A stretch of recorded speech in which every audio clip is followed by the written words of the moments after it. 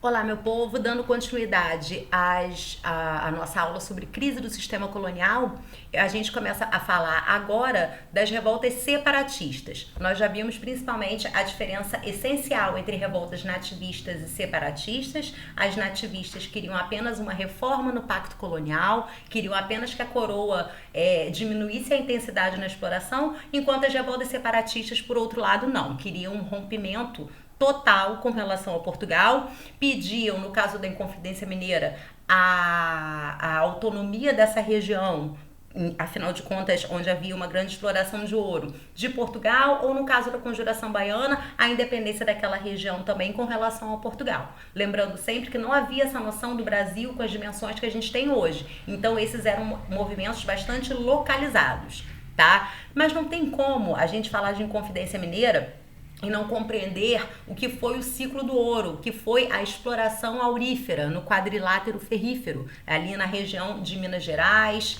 e etc., Goiás, né? Em primeiro lugar, no contexto de fim da União Ibérica, né? Quando acaba a União Ibérica, acaba a união entre Portugal e Espanha, Portugal consegue, enfim, expulsar os holandeses, né, do Nordeste açucareiro. Os holandeses migram para as Antilhas, onde passam a produzir açúcar da beterraba, que era bem mais barato, não precisava daquela estrutura que era o engenho.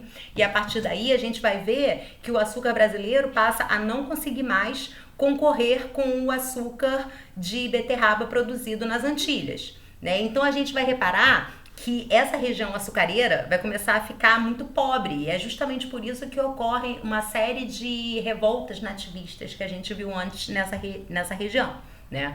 É meio difícil para a gente imaginar que São Paulo, que hoje em dia é um estado tão rico, né, nesse momento aqui que a gente está falando, por volta do século XVII, virada para o XVIII, tenha sido uma capitania tão pobre, né? E a gente diz que a capitania de São Vicente era realmente muito pobre e que esses vicentinos, tentando obter um pouco mais de lucro, uma vida melhor, eles se lançaram no chamado bandeirantismo. O bandeirantismo era a atividade de aprisionar negros escravos fugidos que teriam se refugiado, teriam fugido para os quilombos, aprisionar também indígenas para trabalho escravo por conta da fuga dos escravos africanos, né? E também para prospecção, para exploração aurífera, né? Então essa exploração de ouro, quando os bandeirantes realmente encontram ouro ali, que é na segunda metade do século XVIII, a gente vai perceber que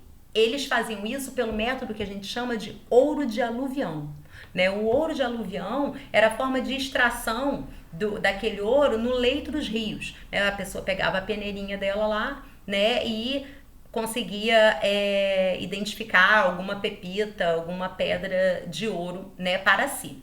Só que conforme Portugal foi vendo que a prospecção de ouro estava ficando muito grande, Portugal vai pouco a pouco passando a centralizar a administração dessa exploração. Afinal de contas, Portugal estava vendo todo mundo explorando ouro, se beneficiando, e Portugal já não estava mais lucrando com a venda de cana-de-açúcar, né, o plantio de açúcar, como lucrara anteriormente, né? Então, Portugal vai dando um jeito de centralizar essa administração. A região aurífera sofre um inchaço populacional tremendo, porque pessoas da colônia inteira passam a migrar para essa região e inclusive vem muita gente de Portugal, e essas pessoas acabam sendo privilegiadas inclusive pela coroa portuguesa, né? Vimos então na aula até sobre a revolta de Filipe dos Santos ou revolta de Vila Rica que Portugal institui a chamada Casa de Fundição, e as casas de fundição tinham o objetivo de transformar todo aquele ouro que era recolhido em barras, assim, dessa maneira, dificultando um pouco o contrabando. A gente viu que a casa de fundição e o quinto, né, que era o fato de você ter que dar essa quinta parte de todo o ouro explorado, 20% iria para a coroa, foram motivações para aquela primeira revolta que a gente falou, a revolta nativista. Aliás, foi a última revolta que a gente falou no vídeo de revoltas nativistas, tá? Portugal, então, aumenta muito a exploração após a revolta de Filipe dos Santos, né? Então, os impostos não se baseavam apenas no quinto, né? Ou não tinha mais só a obrigação das casas de fundição. Agora a gente vai perceber que eles sugerem novos impostos, impõem novos impostos. Um deles é a captação, que eram aquelas pessoas que usavam de trabalho escravo para exploração de ouro, tinham que pagar um valor referente à cabeça, quantidade de escravos que eles tinham, né? E o último imposto, que foi aquele que foi o estopim para Inconfidência Mineira, que foi a derrama, né? Que a gente já vai falar dela daqui a pouco. Uma consequência básica, né, do ciclo do ouro no quadrilátero ferrífero foi o aumento do mercado interno. Como essa região passou a atrair muita migração de pessoas tanto de dentro da colônia quanto da própria Portugal, né, passou-se a desenvolver um mercado interno e atividades econômicas de gado de corte, por exemplo, para alimentar essa galera que estava morando nessa região que estava agora super populosa. Uma outra consequência do descobrimento de ouro na região mineradora foi a transferência da capital. A capital da colônia brasileira era Salvador, né? E em 1763 ela passa a ser transferida para o Rio de Janeiro. Então é uma outra consequência também da riqueza, né, que representava agora a exploração aurífera, né? Então acontece que pouco a pouco a extração de ouro vai entrando em queda. O que acontece no ciclo do ouro é um grande surto, né? Durante 50 anos eles extraem muito ouro e logo depois essa extração entra em queda, né? Então, tentando manter os ganhos da época boa, né, do auge, do ápice da exploração de ouro, a coroa portuguesa lança um imposto chamado a derrama. A derrama, ela colocava uma obrigação naquelas pessoas que exploravam ouro de recolher 100 arrobas por ano. 100 arrobas é o mesmo que 1,5 toneladas, são 1.500 quilos, né? Então era uma forma que Portugal tinha feito para manter os seus lucros com essa exploração. Sobre a Inconfidência Mineira, eu acho que uma coisa que a gente não pode deixar de pensar é o seguinte: esse movimento sofre a influência das ideias iluministas, que são ideias de liberdade, de igualdade, né? Sofre também a influência da independência das 13 colônias, né? Ou seja, da independência dos Estados Unidos com relação à Inglaterra. Apesar de ter ocorrido em 1789, que é o mesmo ano da Revolução Francesa, aconteceu cerca de 3 meses antes. Então não confundir e achar que a Revolução Francesa serviu de influência para a Inconfidência Mineira, por que não? Tá? Uma característica desse movimento é que foi um movimento elitista. Um dos únicos membros que a gente tinha oriundo das camadas mais humildes era Tiradentes, né? Joaquim José da Silva Xavier Tiradentes, então, ele acabou sendo o mártir desse movimento, né? O que eles pediam? Eles queriam, em primeiro lugar, a independência do Brasil com relação a Portugal, né? Só que, como era um movimento elitista, o principal líder desse movimento, que se chamava Joaquim Silvério, ele tinha dívidas com a coroa, né? E na época, se você fosse acusado de atentar contra a coroa, né, isso significava um crime de lesa majestade. Então, a partir daí, o que a gente vai perceber é que o Joaquim Silvério delata o movimento, porque ele devia um dinheiro para a coroa perdoa essa dívida dele, né, e o único punido na Inconfidência Mineira foi realmente Tiradentes. Né?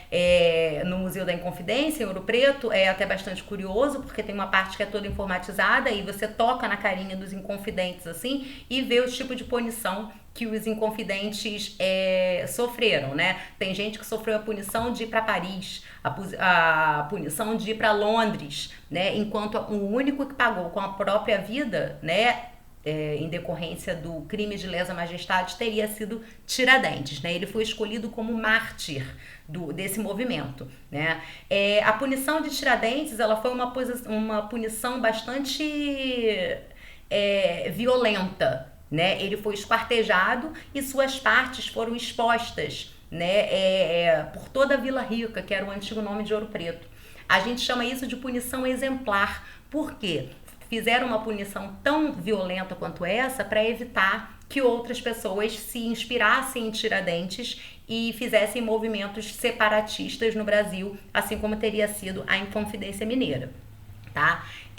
Tiradentes, que hoje em dia é feriado, né? Ele só foi se tornar feriado mesmo durante a Era Vargas, tá? Porque até então, durante todo o período imperial brasileiro, que compreende primeiro reinado, período regencial e segundo reinado, que vai, portanto, de 1822 até 1889, e ainda durante um pouco da República Velha, ele era visto como um traidor.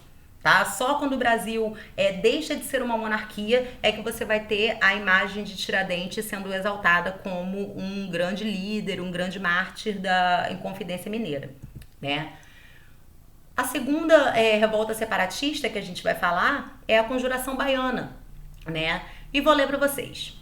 É o maior movimento social de brasileiros até a época, iniciada por intelectuais e membros da elite baiana, em 1796, ganhou apoio popular no ano seguinte com a participação de artesãos, soldados e escravos. Um nome também que você pode achar para a Conjuração Baiana é a Conjura dos Alfaiates, tá?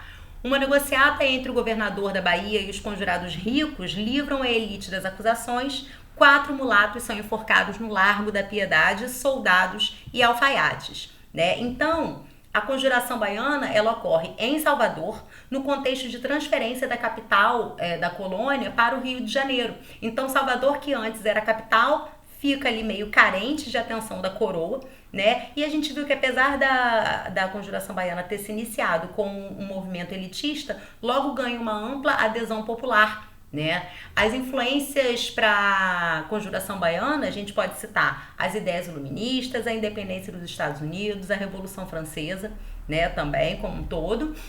E a principal diferença entre Inconfidência Mineira e Conjuração Baiana é que, enquanto em Minas o movimento era elitista e não falava nadinha sobre a escravidão, né, nem tocava nesse tema, a Conjuração Baiana, pelo contrário, pregava a abolição da escravatura, além da separação com relação a Portugal. Um dos seus principais líderes, Cipriano Barata, né, o momento assim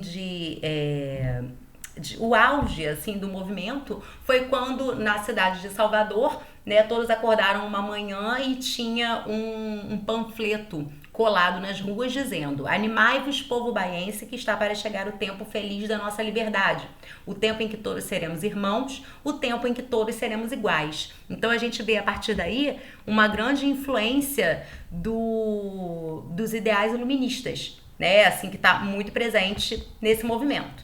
Tá certo? Então a gente chega ao fim da aula de hoje, né? Essa vai ser a matéria para os meus alunos do curso normal e do curso regular do segundo ano, né? E eu fiz algumas questõezinhas para vocês também no formulário que tá lá no Google Classroom. Beijinho, tchau!